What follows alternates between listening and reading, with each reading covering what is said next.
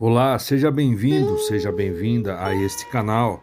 E agora nós estamos lendo o livro de Jó. Se você quiser acompanhar o nosso canal aqui no YouTube, eu convido você a se inscrever se não for inscrito. Também clica ali no sininho para receber as notificações das nossas próximas postagens, ok? Se você gostou, deixa um like, compartilha. E vamos agora para o conteúdo de hoje. E neste vídeo leremos Jó, capítulo 2. As provações aumentam sobre Jó.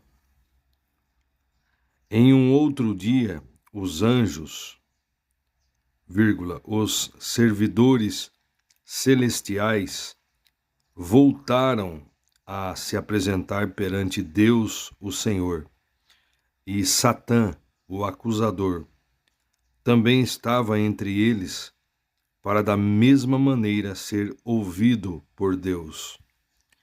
Então Deus questionou a Satanás: De onde vens?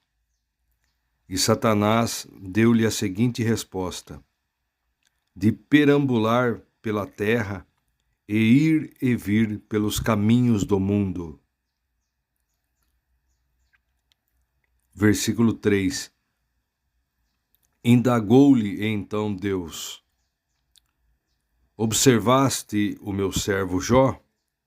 Em toda a terra não há ninguém como ele, ser humano íntegro e justo, que ama e teme a Deus e se desvia do mal.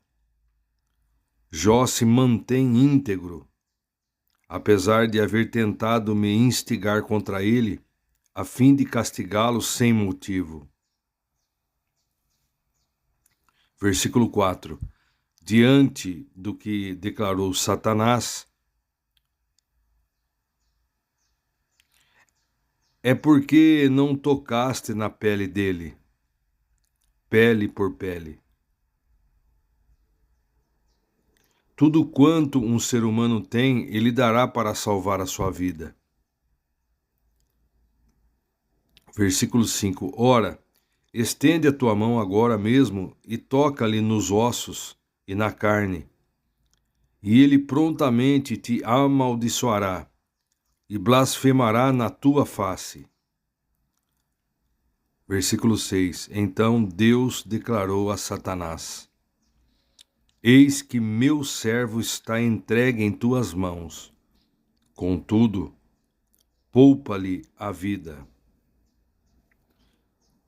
Versículo 7. Saiu, portanto, Satã, o acusador e inimigo da presença do Senhor, e passou a afligir Jó, o servo de Deus, com feridas terríveis que iam da sola dos pés até o alto da cabeça. Versículo 8. Então Jó lançou mão de um caco de cerâmica e com ele coçava-se, raspando suas feridas, sentado sobre as cinzas.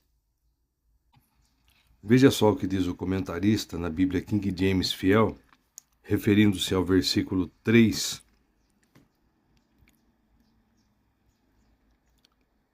Deus revelou abertamente que as razões de Satanás eram pura hostilidade, primeiro contra Deus e depois contra Jó.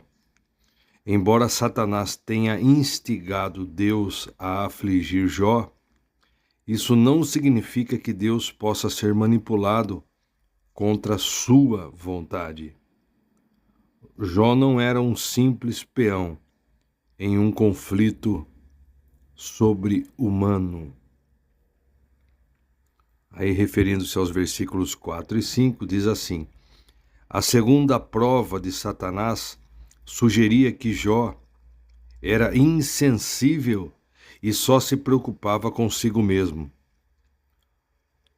O provérbio pele por pele pode indicar a disposição de Jó em desistir de tudo que tinha, inclusive de sua família, para salvar sua própria vida, ou que, se o Senhor permitisse que Satanás o afligisse em seu corpo, Jó daria as costas ao Senhor e o negaria.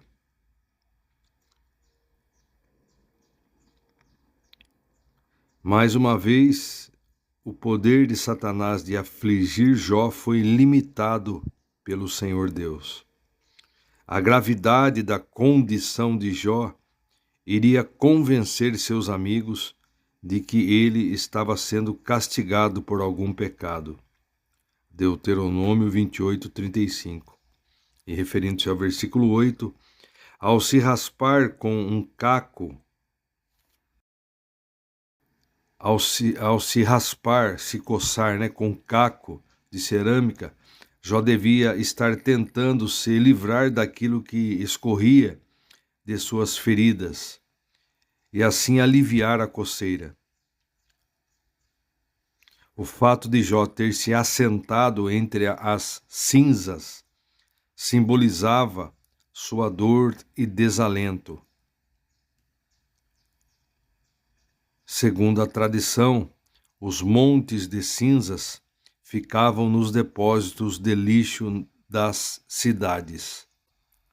E voltando na Bíblia King James atualizada, continuando a leitura, raspando suas feridas, sentado sobre as cinzas. Versículo 9. Então, aproximando-se a esposa de Jó, admoestou-lhe: deixe de ser teimoso em sua lealdade, homem. Isso não vai resolver nada. Amaldiçoa logo a Deus e morre. Versículo 10. No entanto, ele lhe afirmou: mulher, tu falas como uma louca. Porventura receberemos de Deus apenas o bem que desejamos e não também o infortúnio que ele nos permite? E em toda essa provação, os lábios de Jó não o fizeram vacilar e pecar. Observemos aqui, Jó reconhecia que, em última instância, Deus está no controle de cada vida, quer para o bem, quer para os tempos de mal.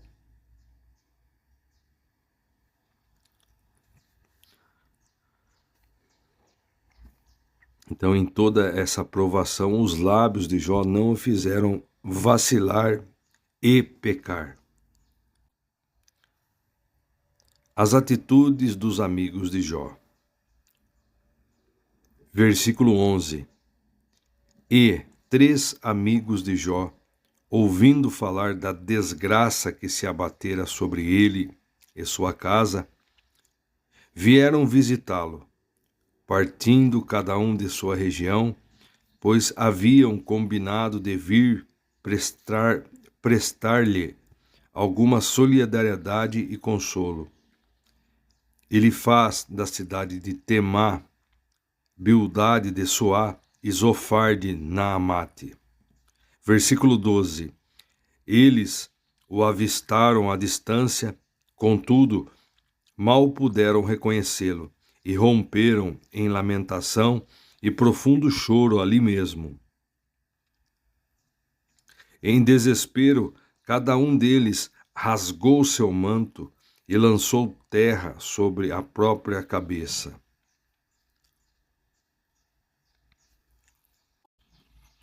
Observemos aqui no comentário, os 3 amigos de Jó reagiram à sua aparência repulsiva com atos simbólicos de profunda lamentação. Choraram, segundo Samuel 18:33, rasgaram suas vestes, Jó 1:20, assentaram-se no chão, Lamentações 2:10, e jogaram pó sobre suas cabeças. Josué 7:6, segundo Samuel 13:19. O período de 7 dias era guardado em tempos de luto pelos mortos. Gênesis 50:10, 1 Samuel 31:13. Com a devida decência, os amigos de Jó permaneceram em silêncio, esperando que Jó falasse primeiro. E ainda continua o comentarista: ao mostrar simpatia àqueles que estão sofrendo, geralmente o melhor é simplesmente estar ali e se dispor a ouvir. Voltando aqui, então, eles o avistaram à distância, contudo mal puderam reconhecê-lo, e romperam em lamentação e profundo choro ali mesmo. Em desespero, cada um deles rasgou seu manto e lançou terra sobre a própria cabeça. Versículo 13. E ficaram sentados no chão na companhia de Jó durante 7 dias e 7 noites seguidos, e nenhum deles dizia a Jó qualquer palavra, pois ao contemplar seu grande sofrimento, não encontravam forças para dizer nada. Agora estarei lendo aqui o pequeno comentário na Bíblia King James atualizada. Eu vou ler o versículo 3 novamente, e depois vou ler aqui o breve comentário. Indagou-lhe então Deus: observaste o meu servo Jó? Em toda a terra não há ninguém como ele, ser humano íntegro e justo, que ama e teme a Deus e se desvia do mal. Jó se mantém íntegro, apesar de haver tentado me instigar contra ele, a fim de castigá-lo sem motivo. Agora aqui na nota do rodapé, o que diz no comentário, está escrito da seguinte forma: nada, nem ninguém é capaz de provocar Deus a agir contra a sua soberana vontade. Tudo o que acontece faz parte dos planos e propósitos de Deus, ainda que nem sempre fique claro o porquê. 38:2. E neste vídeo leremos Jó capítulo 3. Jó lamenta o dia em que nasceu.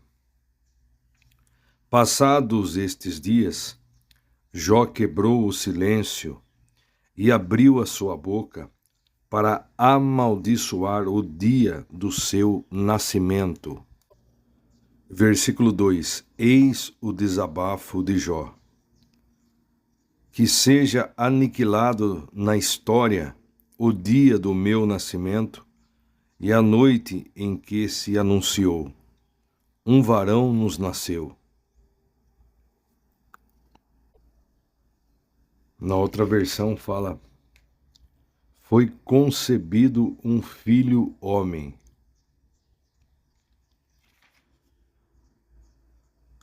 Um varão nos nasceu.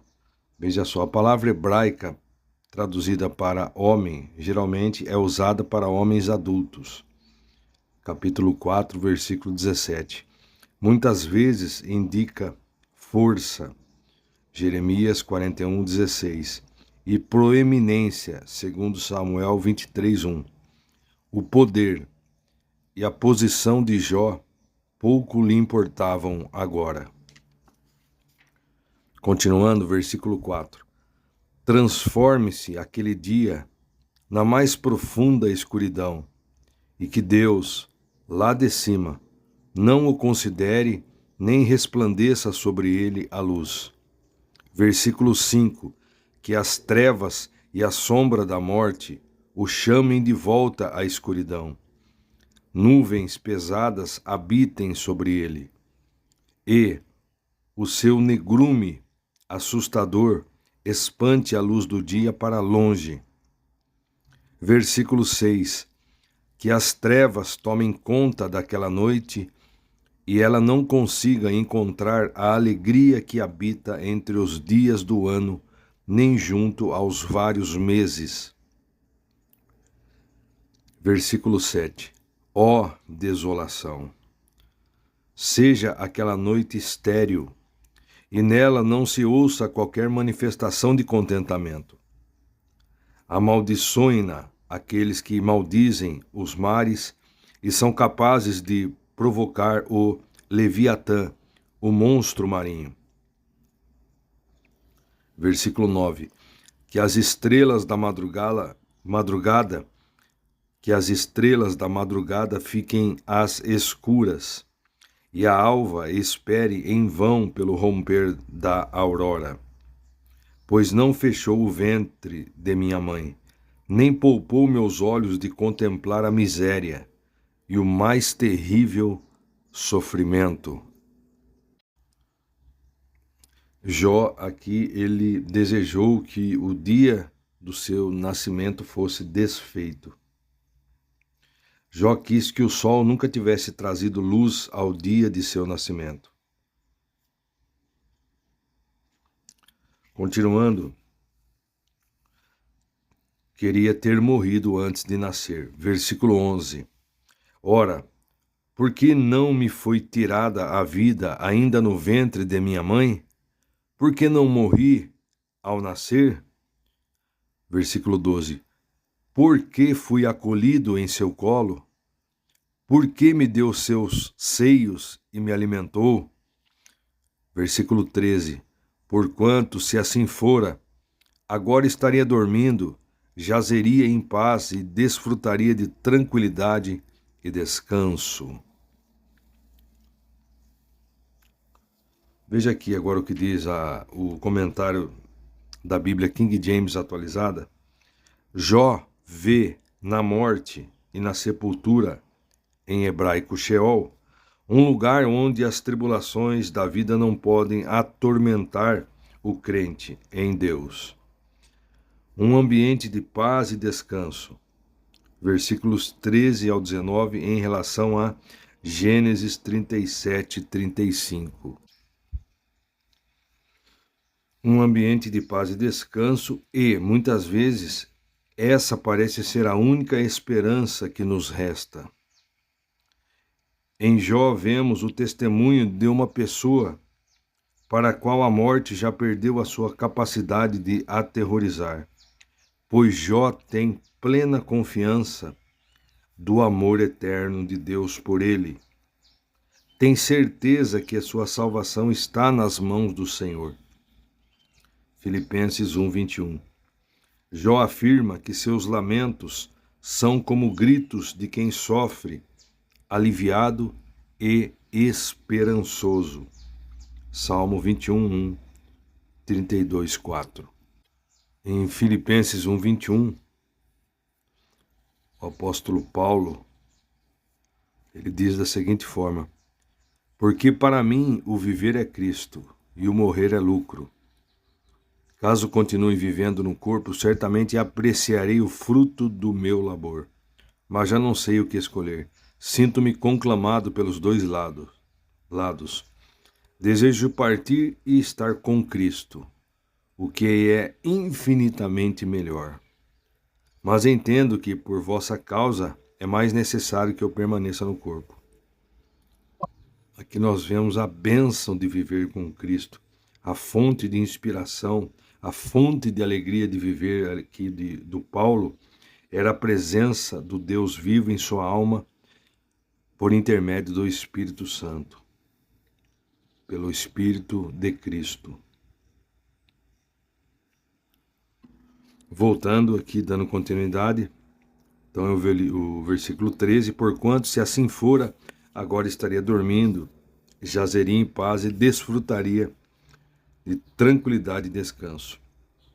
Versículo 14. Estaria na companhia de reis e conselheiros da terra, que ergueram palácios suntuosos no passado, hoje transformados em montes de escombros, ou ao lado de príncipes, donos de muito ouro, que lotavam suas casas de tesouro com prata.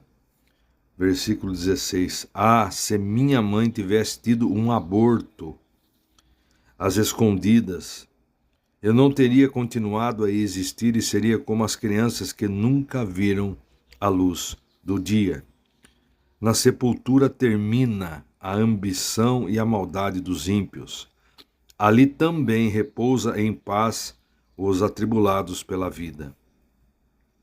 Versículo 18. Ali os cativos e encarcerados encontram sossego, porquanto já não ouve mais os berros do feitor de escravos. Versículo 19. O pobre e o rico, o simples e o poderoso, o pequeno e o grande, se encontram ali, e o servo está livre do seu dono. Versículo 20. Porque se concede luz ao aflito e vida aos amargurados de alma.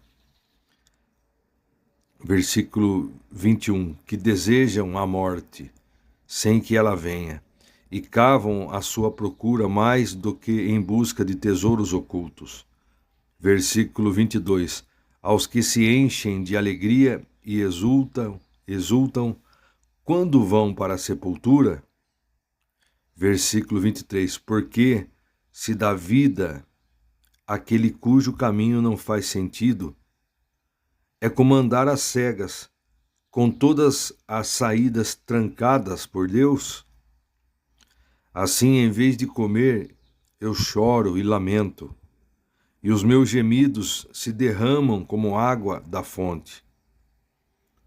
Versículo 25. Exatamente aquilo que mais eu temia desabou sobre minha cabeça, e o que mais me dava medo veio me assombrar. Você vê Jó declarando que era exatamente aquele que ele mais tinha medo, veio sobre ele, sobreveio a ele. Nós não devemos ter medo. Medo é falta de fé. O medo nos condena. E ele fala, exatamente aquilo que eu mais temia desabou sobre minha cabeça. E o que eu mais me dava medo, veio me assombrar. Então nós devemos ter confiança no Senhor. Confiarmos no Senhor e perseverarmos na fé.